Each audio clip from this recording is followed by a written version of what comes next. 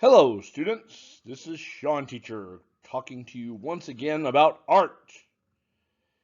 Today we're going to discuss the artwork of M.C. Escher, a very famous artist from the past.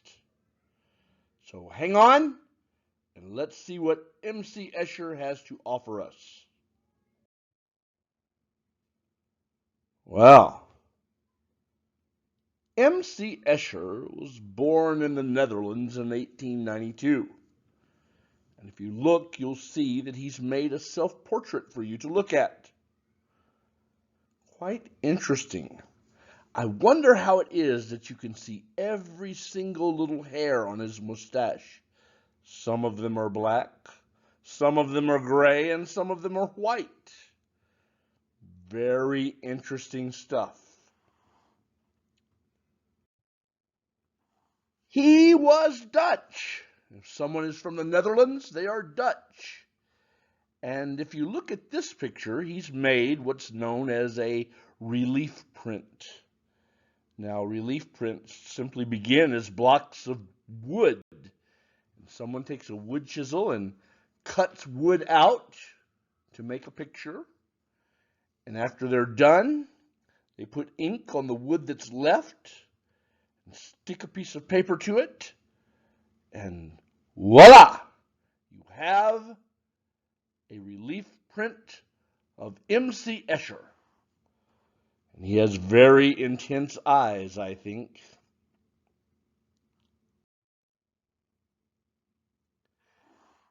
If you look at this, you might say that he was a pretty good artist. Now, this art that we're looking at in particular, a landscape, is quite nice. But at the same time, would you characterize it as extremely exciting or just nice?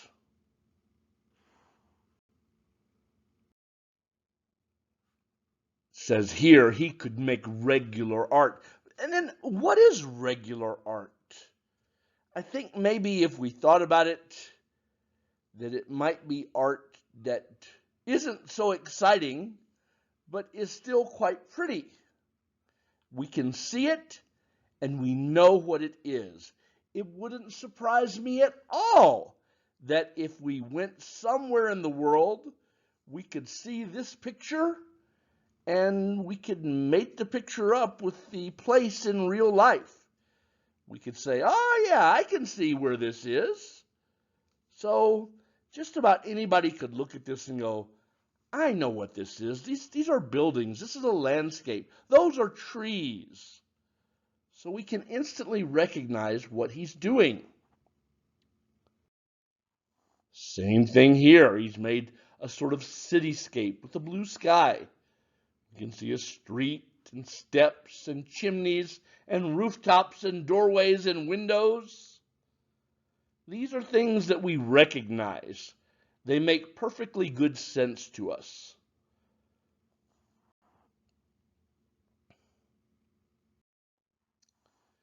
We could say that up until now, anyway, his art wasn't very strange.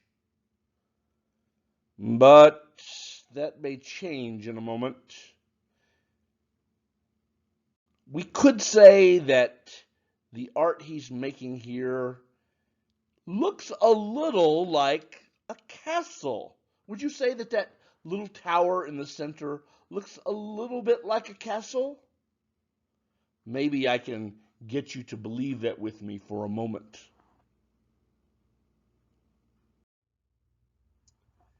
M.C. Escher liked castles.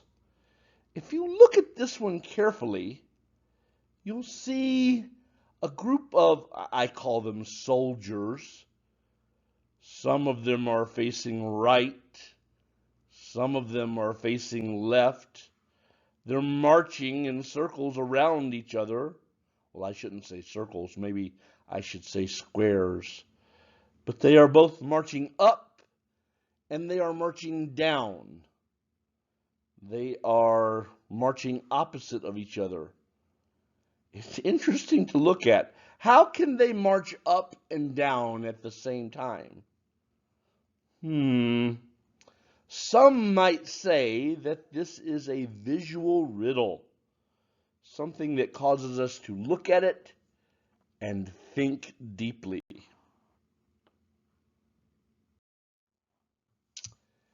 M.C. Escher loved castles.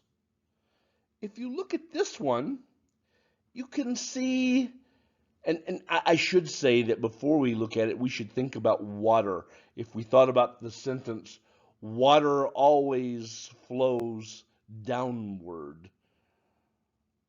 Flow. Water always flows downward. Yes, we say it moves downstream. And we look at the waterfall here, and it's indeed moving down, turning the water wheel and splashing at the bottom, and then sort of exiting under the water wheel, sort of to the side, and then to the left, and then to the right, and then, hey, wait a second. Suddenly the water is up high again. Hey, how can the water flow both down and up at the same time? This looks like another visual riddle.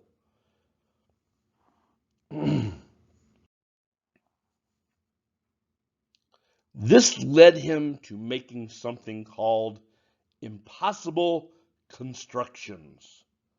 In this world that you're looking at here, we see that people no longer are using stairs for stairs. They use ladders to get up there, and I guess the stairs are just decorations. I don't know. But the stairs are upside down from the way we would consider them as stairs. And what I think M.C. Escher is starting to do is cause us to stop in our tracks and look and think. If we stop and think, M.C. Escher is sort of having an effect on us. His art is making us consider our lives. This is different to us. I wonder what the next one will look like. Oh my! Oh my! Gravity doesn't seem to work well in this place, does it? People are going in all different directions. Some of them are sitting down, some of them are walking. I even see someone eating. There's a boyfriend and a girlfriend. Oh my. Gravity doesn't seem to work the same in M.C. Escher's world, does it?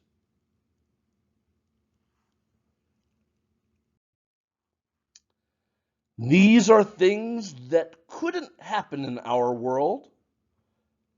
So much like reading a book, when suddenly we know the thoughts and experiences of other people, we can look at this and see the ideas and visions inside of M.C. Escher's mind many years after he's died.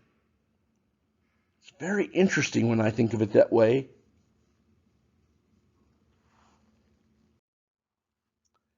And I'm pretty sure that we could say he actually could see these things in his mind, or maybe they would say in his mind's eye. That sort of place where we use our visual imagination.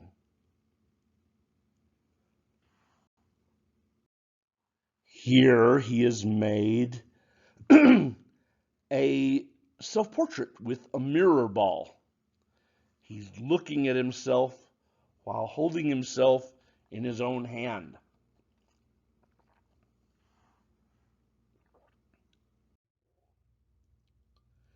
And here's sort of another kind of self-portrait he's made. Only his face doesn't appear in this at all. It's just his hand creating himself. One hand creating the other. Very interesting concept.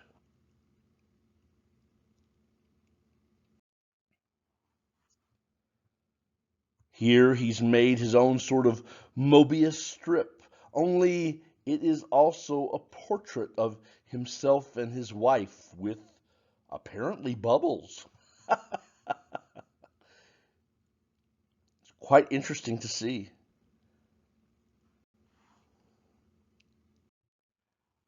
And here's sort of another, this is more of a ribbon, I think, than a Mobius strip, but you can see his wife molded inside this ribbon. Very, very thought-provoking. One of the things he did was called a tessellation.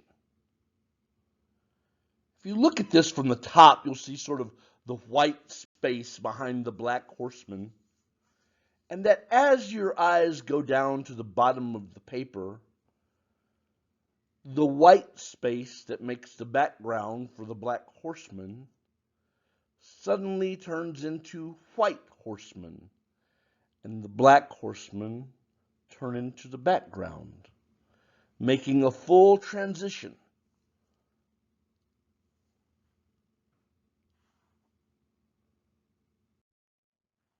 Oh my, this one's actually very famous.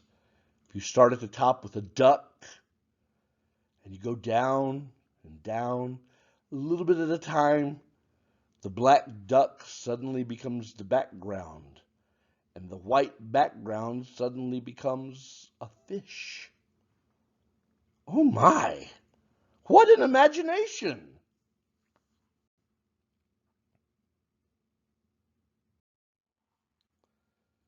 Here's another theme where we kind of see the horseman again, the white horseman, in this case the brown horseman, I suppose. The thing that makes me quite interested in this one is the way the horse's hooves fit inside of the men's arms that are holding the reins of the horse. It's as if it fits together like a perfect puzzle.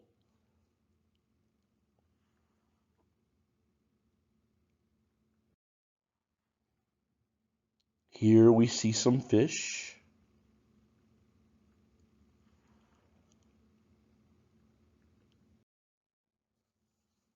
Some very elegant people going out on the town, I suppose. They all fit together, don't they?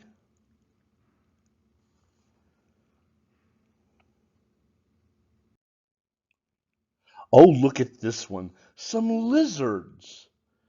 They start out very large, and then generation by generation, going towards the center, they become smaller and smaller. But I want to invite you to try something. Don't just look at the lizards as lizards, but instead squint your eyes just a little bit. Don't close them completely, but squint your eyes. And if you'll look carefully, you'll see a pattern emerge that's not exactly lizards. It is a sort of optical illusion.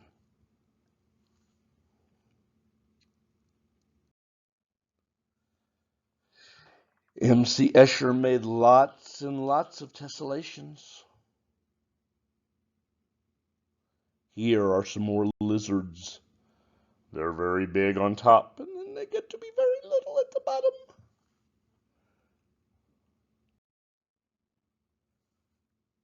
And look at this. Do you think this one was made by M.C. Escher, or do you think this was made by an art student trying to make a tessellation like M.C. Escher?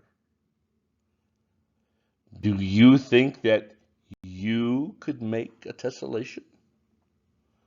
I wonder.